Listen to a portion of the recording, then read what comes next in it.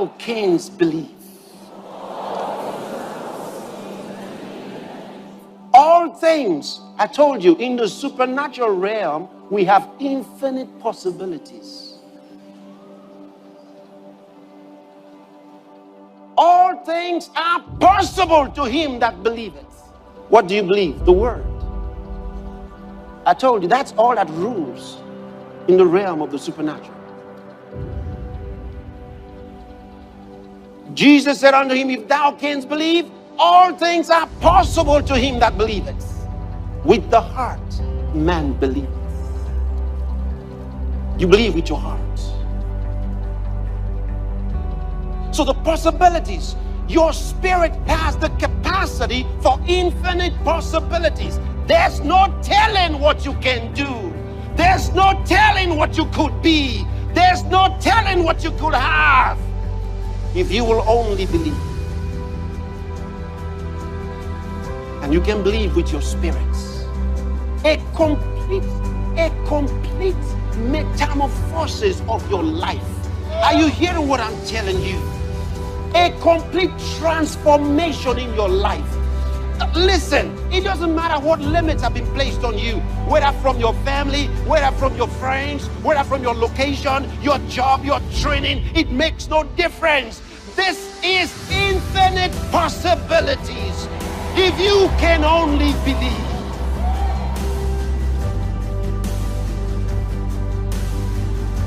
Oh, studying the word of God, I said, Father, I dare believe. I dare believe. Yes, dare believe God. Dare believe God. Dare believe God. Dare. Let nothing stop you. Say, I'm coming out of the crowds. I'm coming out of these things. I'm coming out of the limits. I'm going beyond the limits. In the name of Jesus, all things are possible to him that believeth. And that's me. I dare believe. Dare believe God. But it is not by might. It is not by power, but by my spirit, saith the Lord.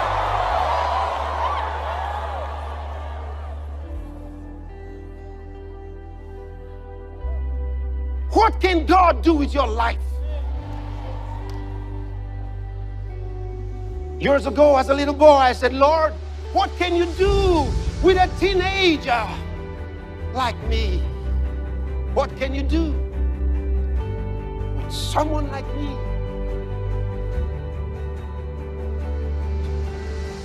You're made in the image of God. Everything for your life is going to come out of you, out of your heart. That's where it's based. St. Matthew's Gospel, chapter 12, from verse 35. He says, a good man out of the good treasure of the heart bringeth forth what? Good things. But a good man out of the good treasure of the heart bringeth forth good things. Where is that business going to come from? Where is that capital for the business going to come from? Say, well, I have good ideas, I just don't have money. Are you waiting for somebody to bring forth the money? It doesn't matter what the medium is. What matters is the source. Faith is the essence, not the process. Faith is the essence of things hoped for. Faith is the essence, not the process. That's what the Bible says about Abraham, being not weak in faith. He considered not his body now dead,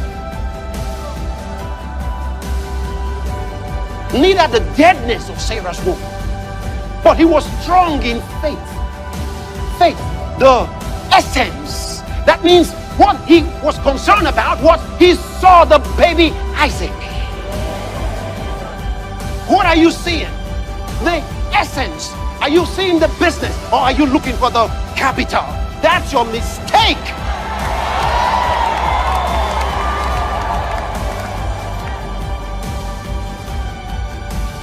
Faith is the essence.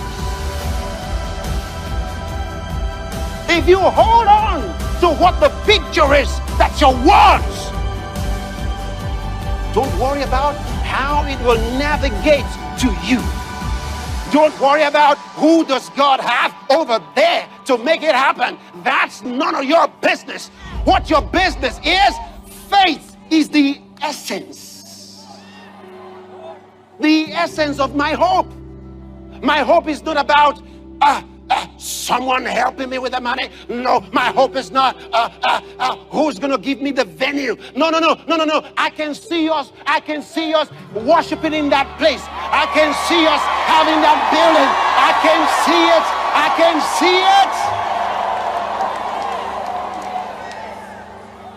You say, I wanna build a new bakery. Can you see it? Can you see the bakery? Can you see it? Are you hearing what I'm telling you? Can you see it? Faith is the essence.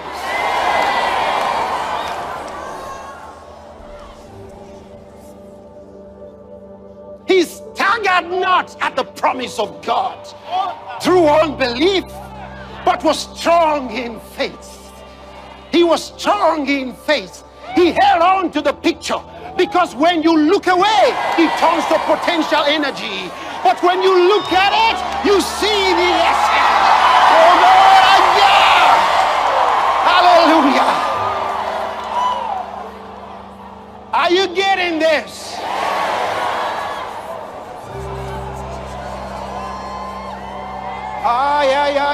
Yeah. He don't want you to look at you now. Can you see you as a doctor? Can you hold it in your hand?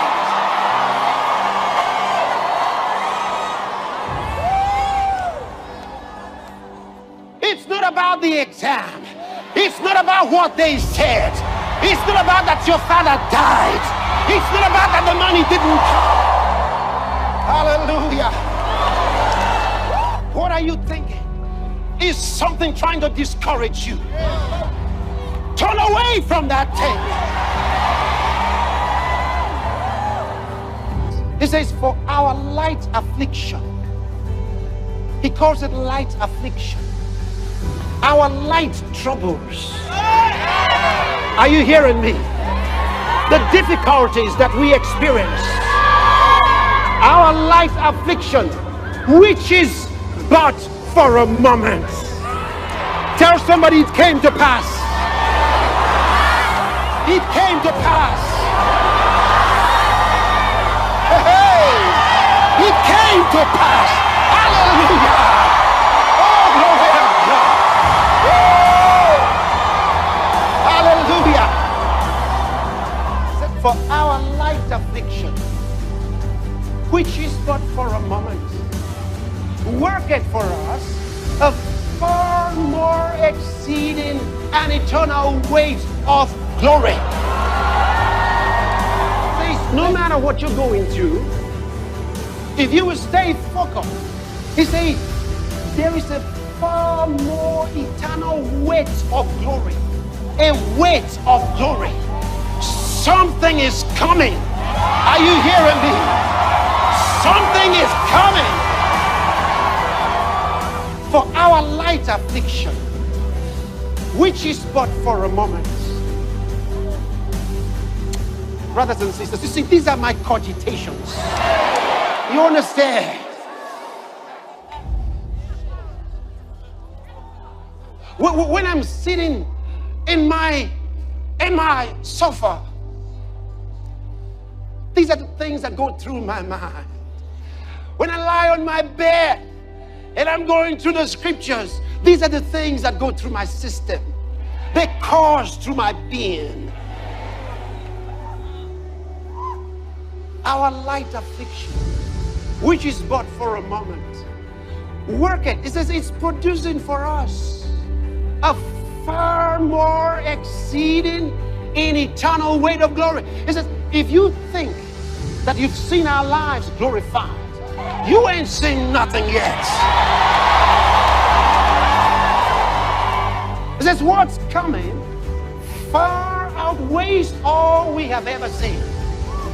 if a man will hear my word and do it, he said, he is like a man that built his house on a rock.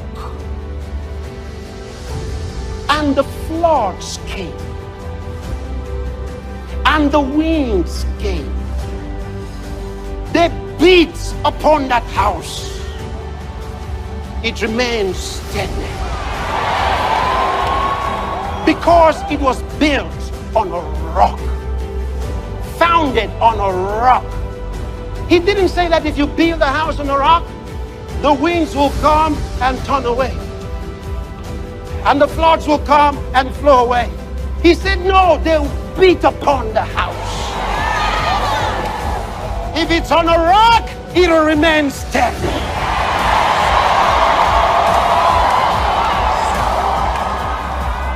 You build your life that way on the word. You build your finances, your business, your family, whatever it is, you build it on the word of God. It doesn't matter what comes out against you. Let the floods come. Let the winds come.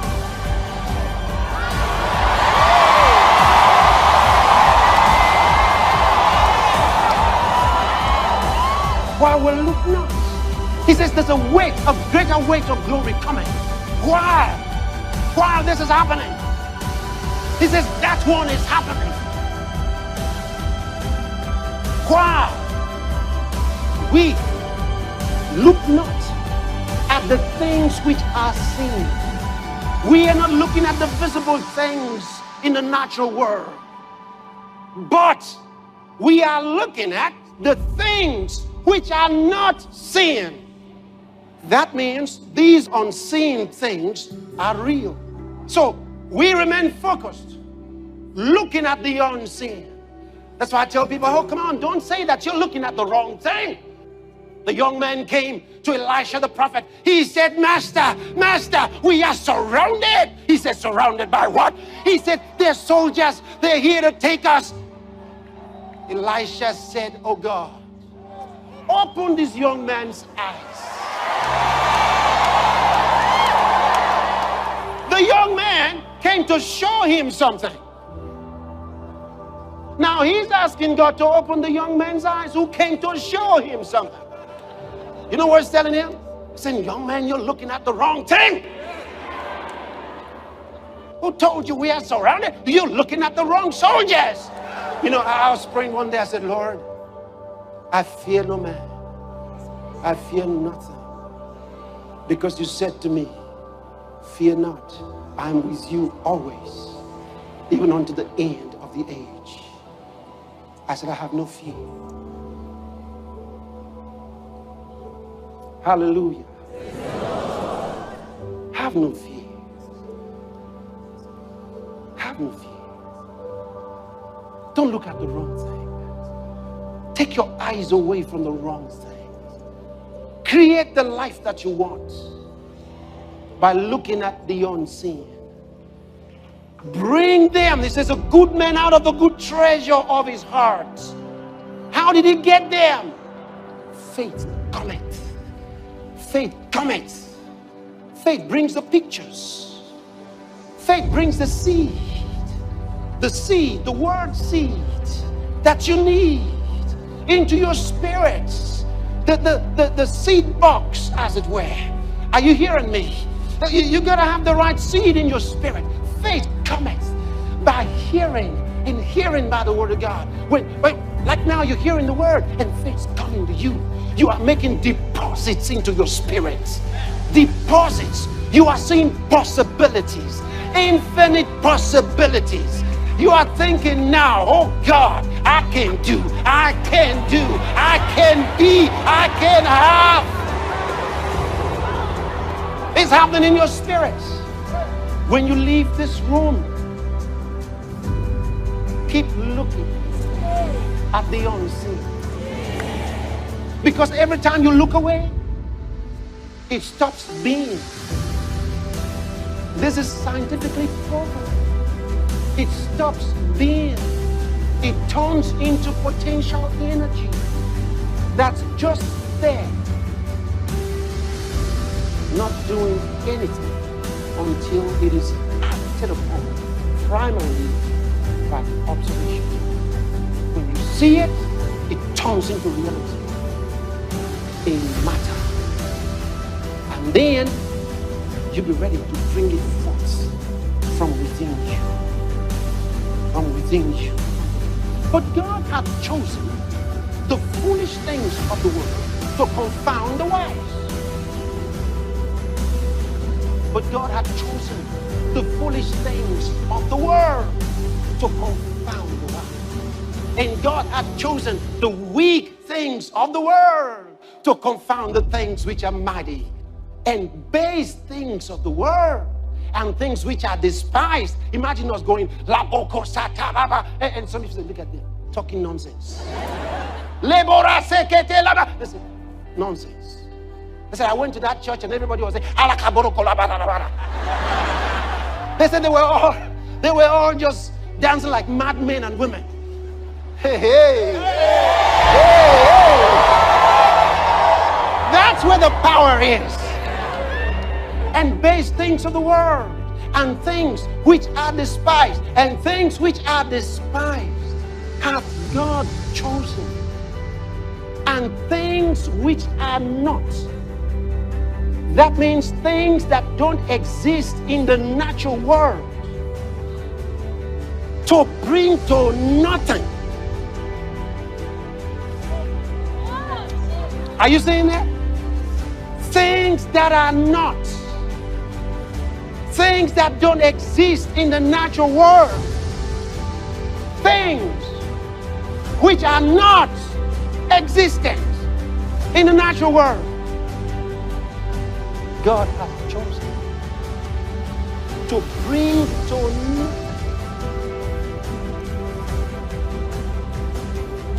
things that are. By God, we will use things which are not. But they exist in the realm of faith to bring to nothing things that are. God makes alive the dead and calleth those things which be not as though they were. Things that don't exist, things which be not, God calls them as though they already exist. And when he wants to take things that exist out of existence, he uses things which are not in existence to take out. Hallelujah. So when you have things that are, situations that are, and you don't want them, and you want to bring them to naught, you have to apply things which are not. Hey! Where do you get them? From inside. Inside you. Inside you.